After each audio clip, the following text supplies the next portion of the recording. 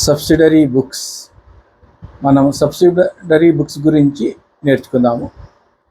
మీరు ఇంతవరకు ఇప్పటివరకు జర్నల్, లెడ్జర్ గురించి తెలుసుకున్నారు.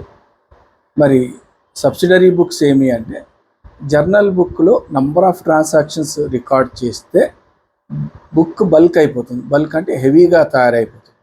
సో దాన్ని మినిమైజ్ చేయటానికి జర్నల్ బుక్ను, లెడ్జర్ను కాదు, జర్నల్ బుక్ను మినిమైజ్ చేసుకోవటానికి అంటే చిన్నగా చేసుకోవటానికి కొన్ని బుక్స్ను మనం ఇంట్రడ్యూస్ చేసుకుంటాము. ఆ బుక్సే సబ్సిడరీ బుక్స్. అంటే పర్చేజెస్ డైలీ ఒక 50 ఉంటాయనుకుంటే 50 ఎంట్రీస్ మనము జర్నల్ బుక్లో రాస్తే దానికి ఎన్నో పేజీలు అయిపోతాయి.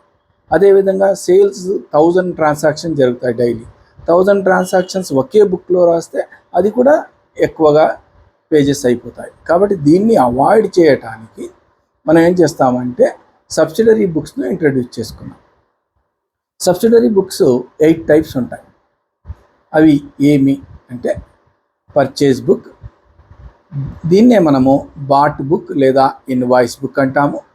సేల్స్ బుక్, దీన్నే మనము డే బుక్ అంటాము. Purchase return book, sales return book ఉంటుంది.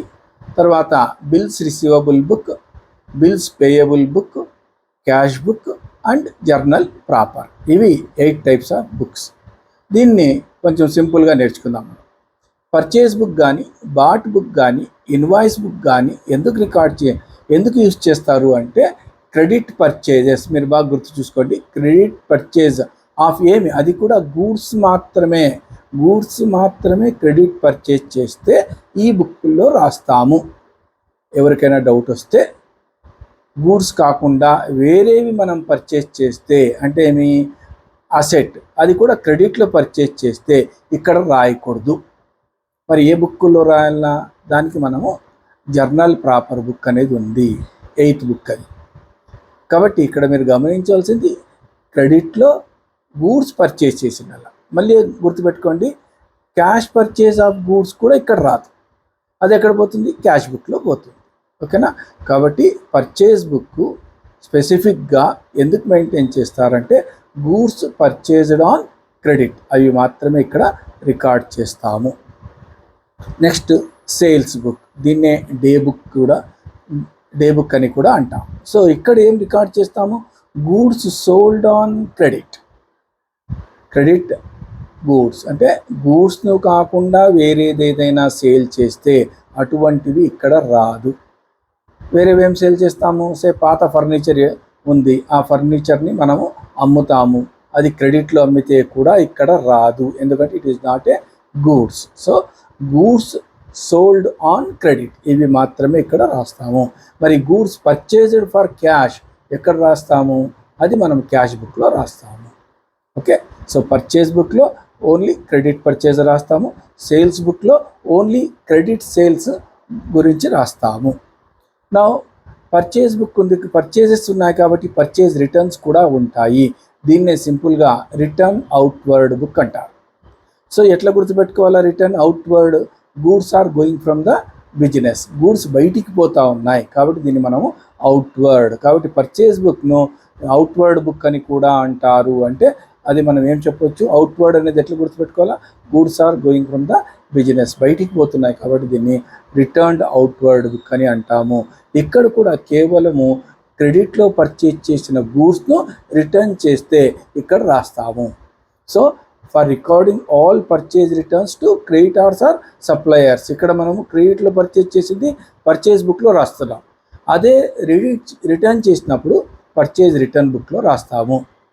అదేవిధంగా సేల్స్ బుక్కు ఇంకొకటి సేల్స్ రిటర్న్ బుక్ సపోర్ట్ ఉంటుంది. అంటే మీ గూడ్స్ సోల్డ్ ఆన్ క్రెడిట్ వాళ్ళు మనకు వాపస్ ఇవ్వవచ్చు. మనకు వాపస్ అంటే goods are coming in to the business అంటే అర్థం. అందుకే దీన్ని ఇన్వర్డ్ అన్నాం. గూడ్స్ సేల్స్ రిటర్న్ బుక్కు ఇంకొక పేరు ఏమంటున్నాం? Returns inward book. సో ఇందులో ఏం రికార్డ్ చేస్తాము? మనము క్రెడిట్లో సేల్ చేసిన గూడ్స్ను ఎవరైనా కస్టమర్ కానీ డెటార్స్ కానీ మనకు వాపస్ ఇస్తే ఇది సేల్స్ రిటర్న్ బుక్లో రాస్తాము.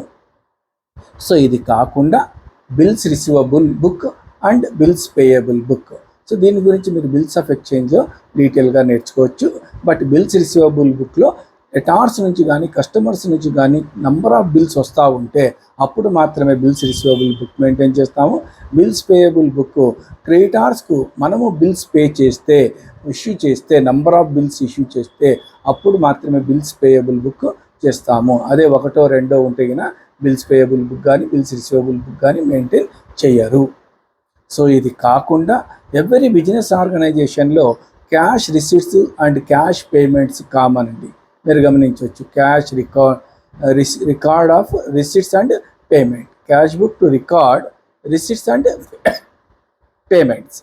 సో ఇందులో కేవలం క్యాష్ రిసీట్స్, క్యాష్ పేమెంట్ బాగా గుర్తుపెట్టుకోండి. ఇక్కడ క్యాష్ అంటే ఇంక్లూడింగ్ బ్యాంక్ రిసీట్స్ అయినా కూడా బ్యాంక్ ద్వారా పేమెంట్ చేసినా కూడా క్యాష్ బుక్లో రికార్డ్ చేస్తారు. దీని గురించి మనం డీటెయిల్గా డిస్కస్ తర్వాత సెక్షన్లో చూసుకున్నాం. నౌ ఇందులో రికార్డు చేయనివి అంటే ఈ 7 బుక్స్లో రికార్డు చేయనివి జర్నల్ ప్రాపర్లో రికార్డ్ చేస్తాము. ఇందులో ఏమేమి రికార్డ్ చేయొచ్చు మనము? ఫర్ ఎగ్జాంపుల్ ఇంతకుముందు చెప్పినట్లు గూడ్స్ అది fixed asset purchased on credit ఇక్కడ రాస్తాం. Fixed asset purchased on credit ఇక్కడ రాస్తాం. ఫిక్స్డ్ అసెట్ మీద డిప్రిషియేషన్ ఇక్కడ రాస్తాం. డిప్రిషియేషన్ ఎందుకంటే డిప్రిషియేషన్ ఈజ్ ఏ పర్చేజ్ కాదు, సేల్ కాదు, కాబట్టి అక్కడ రాయటానికి వీలు లేదు. పోనీ మా ద్వారా క్యాష్ పోతుందా, క్యాష్ వస్తుందా, అది రాదు, కాబట్టి క్యాష్ బుక్లో రాయము. బ్యాడ్ డెట్స్ అంటే మనకు డబ్బులు రావు.